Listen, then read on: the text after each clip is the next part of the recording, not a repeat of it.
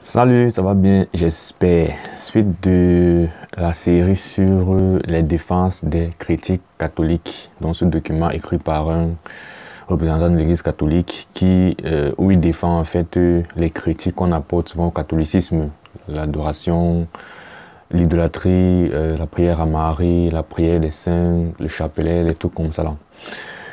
Dans la partie précédente, donc, on était sur le point de l'adoration, où il défendait en fait que l'idolâtrie, pardon, où il défendait le fait que les catholiques adorent les statuettes qui sont idolâtres. Et en gros, son point c'était de dire, dans la Bible, en fait, Dieu a prescrit le fait d'avoir les statuettes. Ce n'est pas toutes les statuettes qui égale idolâtrie, mais c'est quand tu associé à une statuette, peut-être une idole, que c'est de l'idolâtrie. Ou quand tu associes un quelconque pouvoir spirituel à une image ou une statuette, que ça devient de l'idolâtrie. Il disait que dans la Bible, donc, on avait dans l'Ancien Testament, dans l'Arche de l'Alliance de l'Éternel, il y avait deux anges, n'est-ce pas, les statuettes de deux anges, en fait, les sculptures de deux anges, en fait, qui avaient été prescrites par Dieu. Donc, du coup, Dieu prescrit les statuettes. Et il faudra peut-être voir la page là pour comprendre tout ce qui était déjà en détail, mais en gros, un élément qui n'est pas dans la vidéo précédente, c'est de dire que dans l'Arche de l'Alliance, Dieu a prescrit peut-être qu'on construise deux statuettes, justifie qu'aujourd'hui je puisse avoir des statuettes dans la maison de l'Éternel, dans l'église. C'est l'équivalent de dire que dans l'Ancienne Alliance, Dieu a prescrit qu'on sacrifie les animaux, et aujourd'hui je peux sacrifier un animal. Donc il faut comprendre en fait le sens spirituel des choses, quand on passe de l'Ancienne Alliance à la Nouvelle Alliance. Mais bref, j'ai développé ce point dans l'ancienne vidéo.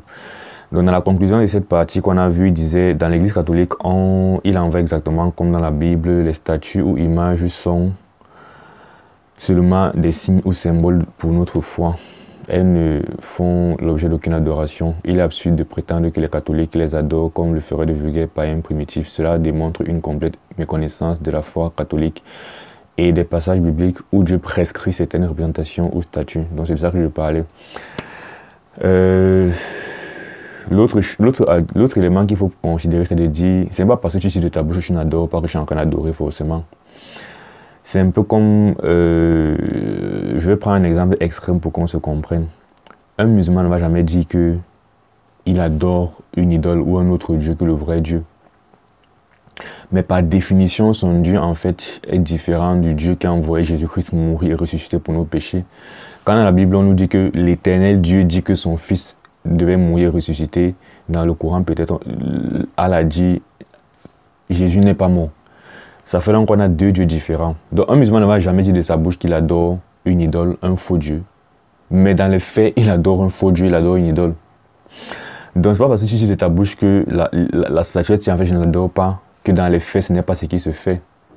Donc, le fait que la statuette soit pour toi ce symbole, ce simulant de la foi et la statuette de Marie, signifie simplement que ta foi est en la personne de Marie qui en passant est morte, ou dans la personne d'un saint qui est mort. Ce qui soulève deux problèmes.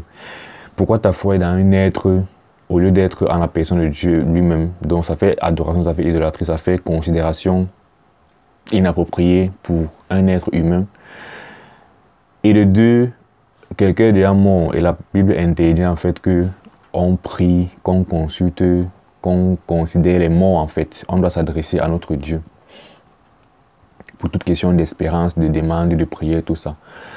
Bon, on continue donc pour mieux comprendre. Il dit les statues religieuses sont comme la photo d'une personne qui nous est chère. Ce n'est pas la photo elle-même du vulgaire papier que nous aimons et respectons, mais la personne qu'elle représente. Et cela reste vrai même si nous honorons la photo par un beau cadre qui sera assez fou pour convaincre la personne et son image. Le problème c'est que lorsque tu es dans un cadre spirituel, dans un cadre du culte à Dieu, l'image que tu viens placer dans ce contexte prend une autre dimension que la simple photo.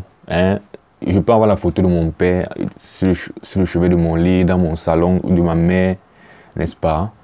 Mais dans la maison de Dieu, dans un contexte d'adoration, le culte, où toute chose en fait doit avoir un sens spirituellement parlant, considérant Dieu. Venir mettre la photo de quelqu'un, et même tu as déjà réussi à justifier même que tu le fais parce que dans l'Ancien Testament, il y avait l'Arche de l'Éternel.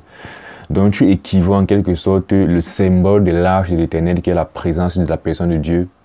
Tu équivaut ce que ça représente pour ceux qui regardent ça au fait de regarder la photo tu vois, de la statue de Marie. Donc, ce qu'ils sont en train de dire, c'est que tu as beau dire de la bouche, en principe, des choses qui sont vraies, ok, hors de ce contexte-là, avoir une photo pour représenter simplement quelqu'un que je respecte et tout. Mais dans tes justificatifs, en fait, tu donnes une autre dimension, en fait, à cette simple image, en quelque sorte. Quand tu équivaut ça, en fait, au fait que dans ce que Dieu a prescrit à Moïse pour construire l'arche de l'Alliance de l'Éternel, un symbole fort d'adoration de Dieu, il y avait des images. Donc, c'est ça le problème, en fait. Du coup, ça devient un peu subtil. C'est au point où, dans ce que tu dis au fond et dans les faits, il y a de l'adoration, finalement. Mais si on prend superficiellement ce que tu es en train de dire, on peut en fait avoir l'impression que c'est pas un problème. En fait, tu peux en quelque sorte te tromper ou, comme quelqu'un dirait, tromper notre vigilance. Il dit image utile. Dans les premiers siècles du christianisme, les sculptures ou peintures chrétiennes servaient à la catéchèse en image pour un peuple illettré, de la même manière que nous avons aujourd'hui les bandes dessinées chrétiennes. Cela entre dans la logique de l'incarnation. Dieu a voulu se manifester dans notre chair humaine par son image, le Christ. Jean 14, 9, Colossiens 1, 15, Hébreux. Bon. C'est donc tout naturellement et spontanément que les chrétiens ont représenté leur sauveur tel qu'il s'était présenté à eux. Le problème, c'est que, une fois de plus, c'est avoir une conception, j'ai envie de dire, ça va trop très limité ou très physique des réalités spirituelles, en fait. Quand le Seigneur Jésus vient en personne, l'idée c'est qu'il faut qu'il se matérialise à un moment donné pour être ce Dieu en fait qui est dans la chair humaine et pour accomplir, en fait l'homme doit mourir pour l'homme, pour sauver l'homme, n'est-ce pas? Mais le sens et la puissance de ce qu'il a fait ne résident aucunement dans le fait de le voir. Ça réside dans le message, dans la parole. En fait, pour faire simple, Dieu aurait, pour aller dans la logique d'image qui aurait une certaine importance dans l'enseignement des voies de Dieu, dans la compréhension de Dieu et tout ça, Dieu aurait tout simplement, nous aurait vraiment dit, faites une image de moi. Et c'est tout le truc avec les religions païennes. C'est justement pour ça que les religions païennes ont cette tendance à vouloir représenter leur Dieu, à vouloir avoir une image visible de leur Dieu. Mais Dieu n'a jamais fonctionné sur l'idée de la vision, mais c'est l'idée de la foi en la parole. En fait, tout est là. Si c'est que je ne comprends pas ça, je ne pourrais pas comprendre le problème avec la représentation dans un contexte d'adoration et de culte à Dieu, quel que soit le type de représentation imagée. Dieu a dit, vous n'avez pas en fait sur la montagne, lorsque Dieu apparaît sur la montagne de Horeb, quand il donne la loi à Moïse, vous n'avez pas en fait vu une image, vous avez entendu une voix. Dieu, c'est le Dieu de la parole. Je n'ai pas besoin de voir une image pour je ne sais pas trop quoi. Parle-moi, n'est-ce pas? Parle-moi de Dieu et c'est par la parole que tout se passe. C'est par la foi en la parole. On ne marche pas par la vue, mais par la foi en la parole. Donc, voir, en fait, ne doit rien ajouter de plus à ma foi. Si c'est que le fait de voir ajoute un truc à ma foi, c'est que je manque de foi quelque part. Et Jésus a dit à Thomas, heureux à ceux qui ont cru. Tu as voulu, parce que tu as vu, tu as cru, n'est-ce pas? Heureux ceux qui croiront sans voir. Donc, c'est dans l'idée d'entendre, la foi vient de ce qu'on entend et non de ce qu'on voit. Dans l'idée d'entendre la parole, n'est-ce pas, que en fait, la foi s'exprime dans ce qu'on entend. Donc, je ne dirais pas que l'image, en fait, a une quelconque utilité quand il vient de la notion de foi. Et c'est pour ça que ce sont des choses spirituelles. Maintenant, si tu considères ça de manière simplement humaine et physique, peut-être le fait de voir. C'est comme les gens qui veulent voir les preuves scientifiques de l'existence de Jésus-Christ. Les gens qui sont excités à l'idée de dire qu'on a découvert peut-être une relique, telle chose qui prouve que Dieu existe et tout et tout et tout. C'est la même idée. Pour moi, je n'ai pas besoin de voir physiquement une preuve que Jésus existe, puisque depuis le départ, ma foi a été basée sur le fait que j'ai entendu la parole et non que j'ai vu une quelconque évidence. Pareillement, je n'ai jamais été là à la création du monde quand Dieu créait le monde. C'est par la foi que je crois que le monde a été créé par la parole de Dieu, comme il dit dans Hébreux 11. Donc, il n'est pas question de dire que pour booster ma foi, il faut que je voie quelconque chose pour que vraiment, quand c'est plus pratique. Non, en fait, c'est de là que part vraiment tout le débat. Ça revient à quelque part encore une question de foi finalement et de compréhension spirituelle des choses de Dieu.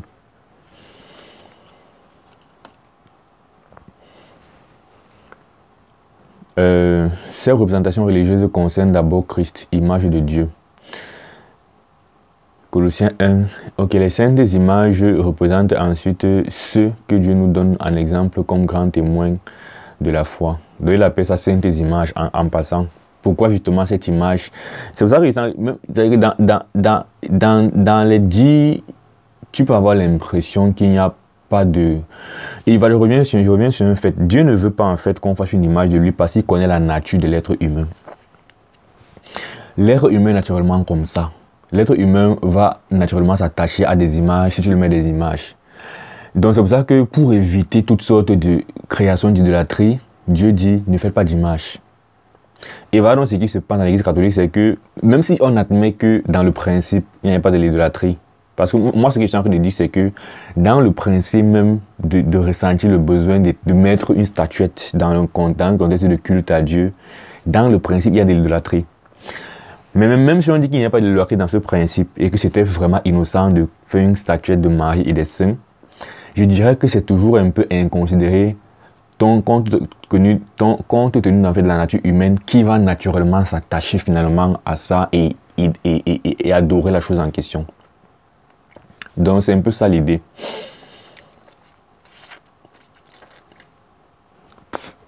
Ces représentations religieuses concernent d'abord le Christ, les saintes images. Et en passant, si ce raisonnement était si sage, si spirituel, si sain que ça, on aurait certainement vu au moins une occurrence de ce type de raisonnement, de la conséquence de cela dans la Bible. Il n'y a aucune allusion à ce type de pratique dans le culte chrétien dans la Bible. Ce n'est pas comme si la sculpture, c'est une technologie qui est dépassée. Les sculptures et les statuettes existaient à leur époque. On a vu dans l'Arche de l'Alliance, on a vu les statuettes d'Astarté, on a vu les statuettes des autres dieux, n'est-ce pas? Donc pour dire que si vraiment ce raisonnement est un raisonnement qui était aussi spontané et naturel que ça dans le cœur d'un chrétien, de quelqu'un qui croit en Dieu, on l'aurait certainement vu dans la pratique, dans le livre des Actes, dans les Épîtres à Paul, on aurait certainement vu ça, puisque, et ce n'est pas un élément minime du culte catholique, c'est un élément majeur du culte catholique en fait. Donc un élément aussi majeur de la foi chrétienne aurait forcément apparu dans les épîtres, dans les récits.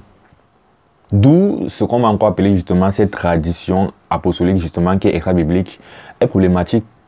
Parce qu'un élément aussi important de la foi chrétienne, du culte à Dieu vraiment, aurait apparu dans la Bible. Qui je suis sûr, même si on dit qu'il y a des sources extra-bibliques de la vérité, la Bible reste la majeure source de la vérité. Donc les doctrines et les éléments majeurs de la foi devraient être dans la Bible.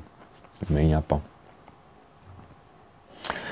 Donc, en vénérant une image sainte, le croyant vénère en elle la personne qui y est dépeinte. Voir le catéchisme, bon.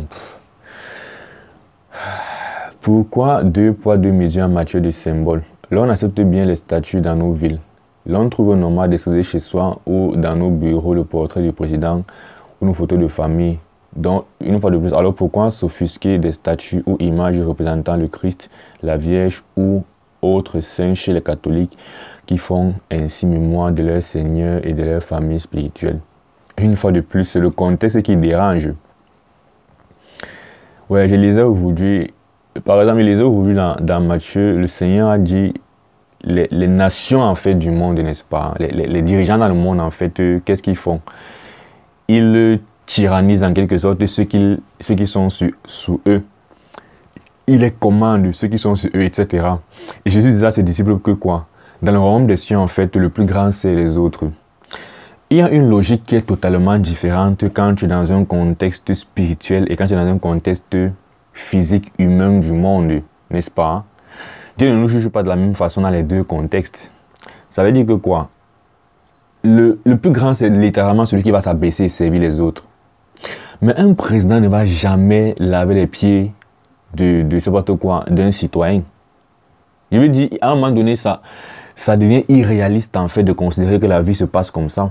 Et pourtant, sur le plan spirituel, le plus grand, c'est les autres. C'est ce qui se passe. Mais dans la vie active, et tout, la dynamique est très différente. Donc, quand je suis dans un contexte d'adoration à Dieu, n'est-ce pas, tout doit se faire selon les voies de Dieu. Qui doit être élevé, sur qui l'accent doit être, c'est uniquement la personne de Dieu, uniquement.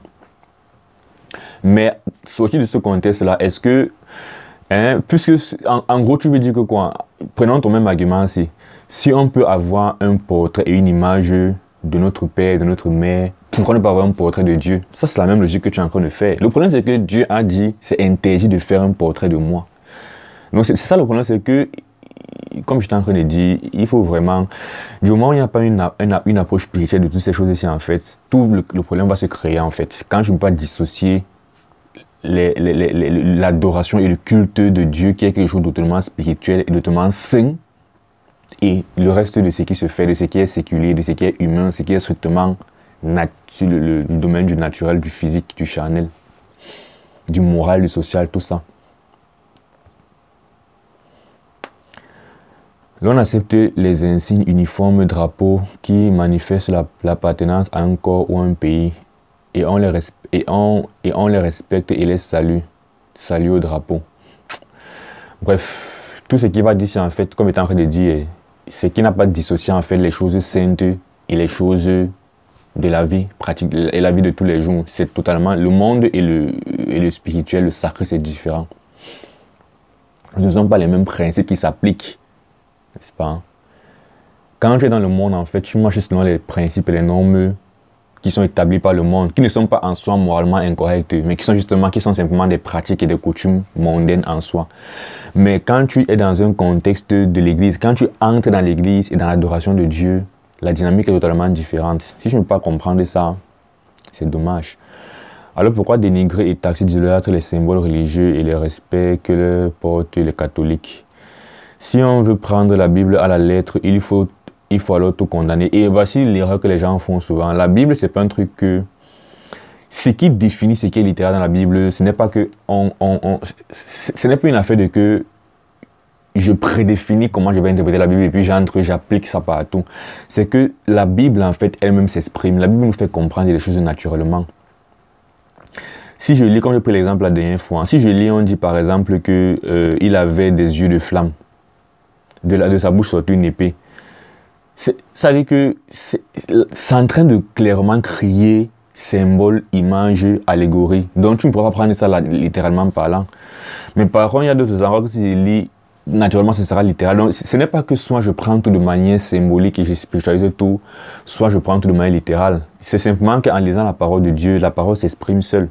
C'est de ça qu'il s'agit.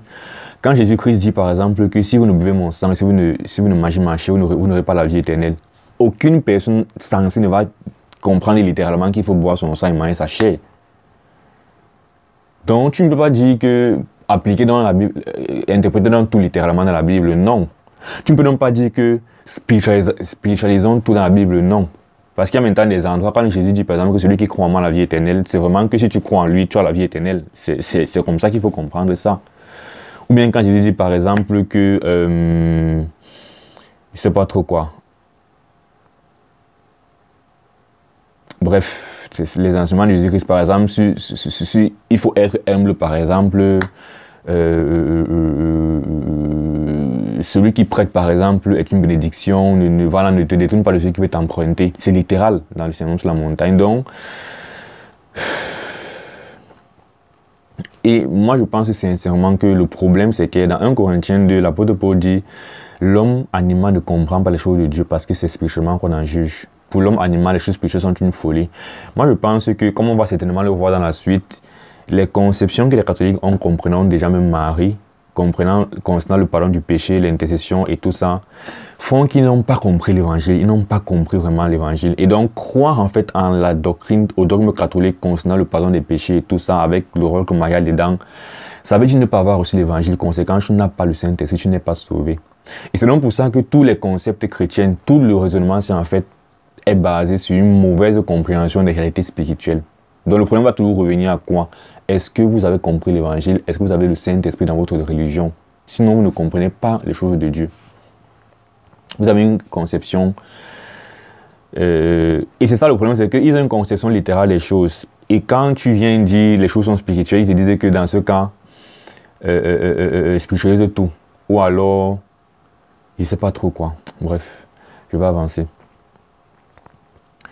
L'on accepte les insignes uniformes et drapeaux qui manifestent l'appartenance à un corps ou pays et on les respecte et les salue. Alors pourquoi dénigrer et taxer d'idolâtres les symboles religieux et le respect que leur portent les catholiques? Si on veut prendre la Bible à la lettre, il faut alors tout condamner, ce que font les témoins de Jéhovah. Mais si l'on accepte les symboles civils, pourquoi rejeter les symboles religieux en les qualifiant d'idoles? Apprenons à distinguer entre symboles acceptables et idoles à rejeter. Mais que dire de l'esprit magique et fétichiste trop fréquent dans la piété populaire autour des statues, les images, des chapelets, des médailles, des bagues, de l'eau bénite, de l'encens, des huiles, des bougies, des recueils de prières traditionnelles? Certes, ces objets ne sont pas à réprouver en eux-mêmes, dans la mesure du moins d'un usage sobre et d'une foi vraiment évangélique. La vraie question, c'est qu'est-ce qui a justifié la nécessité de toutes ces choses? C'est ça le problème, c'est que lorsque tu te mets à établir des choses qui ne viennent pas de Dieu, ne t'étonne pas après que ça crée des conséquences comme celle-là. C'est ça le problème, c'est que si tu lis ta Bible, de Genèse à Apocalypse, tu ne vas jamais comprendre le besoin d'avoir un chapelet, d'avoir une photo, d'avoir une bague, d'avoir peut-être de l'encens, peut-être que tu pourras mal comprendre l'Ancien Testament où l'encens était prescrit et venir appliquer ça dans le Nouveau Testament. Mais je veux dire, si on enlève l'encens, parce que l'huile par exemple, c'est dans le Nouveau Testament, ok, c'est biblique. Bon, les bougies, je ne sais pas d'où ça sort. Bon, si on prend le chapelet, les statues, les images, les bagues, n'est-ce pas? Tu ne vas pas lire la Bible et ressentir la nécessité en fait d'avoir ces objets dans ta pratique de la foi chrétienne. Jamais tu vas voir des personnes qui priaient Dieu. Simplement la foi en Dieu, la parole, j'écoute, je prie. Donc, du moment où tu as déjà créé d'abord cette présupposition comme quoi ceci peut être utile dans la foi chrétienne, ne t'étonne pas si après les gens tombent dedans et en adorant simplement ça. Pourquoi tu crées d'abord ça quand tu ne t'as pas demandé de le faire? Et c'est pour ça que dans Matthieu 15, Jésus-Christ dit, les pharisiens, ce qu'ils ont fait, c'est qu'ils ont annulé le commandement de Dieu et ils ont établi des traditions d'hommes. Et des gens maintenant s'accrochent des traditions établies par des hommes croyant en fait rendre un culte à Dieu. Et ne t'étonne pas maintenant si les gens sont tellement attachés à ces traditions au point où finalement ça devient nocif pour leur foi. Quand Dieu ne t'avait jamais demandé d'établir certaines choses et tu es venu les établir comme ces objets que tu as voulu construire et mettre dans ton culte. Si tu vas encore dire que ça vient de la tradition apostolique, une fois de plus, pourquoi un élément aussi important et commun, populaire dans votre culte catholique n'a jamais été vu dans la pratique chrétienne, dans la Bible? C'est seulement dans les textes extra-bibliques, la tradition apostolique qu'on les retrouve. Et là, cet attachement excessif qu'on les rapporte trop souvent n'est pas pur de tout et de toute superstition. Quand on voit le culte parfois douteux ou quasi superstitieux dont sont l'objet les statues de Marie, plus rarement les statues de Jésus, comment s'étonner alors que certaines crient à l'idolâtrie? Quand on voit tant de fidèles se ruer sur les médailles ou les bagues pour les acheter à prix d'or alors que l'indispensable littérature chrétienne, on n'a pas l'argent, ça coûte trop cher, ça devrait être gratuit. Bon, là, il pose une suite de questions. Je pense que je vais continuer avec ces suite de questions prochainement, pour ne pas être trop long. Voilà. Bon, je m'arrête là pour l'instant. Hein. Que Dieu te bénisse. Il faut vraiment être très vigilant sur les arguments qui sont faits. Moi, je pense que le problème réside dans la compréhension spirituelle de toutes ces choses en réalité. Donc, voilà. Hein. À une prochaine fois. Que Dieu te bénisse. Porte-toi bien. Ciao.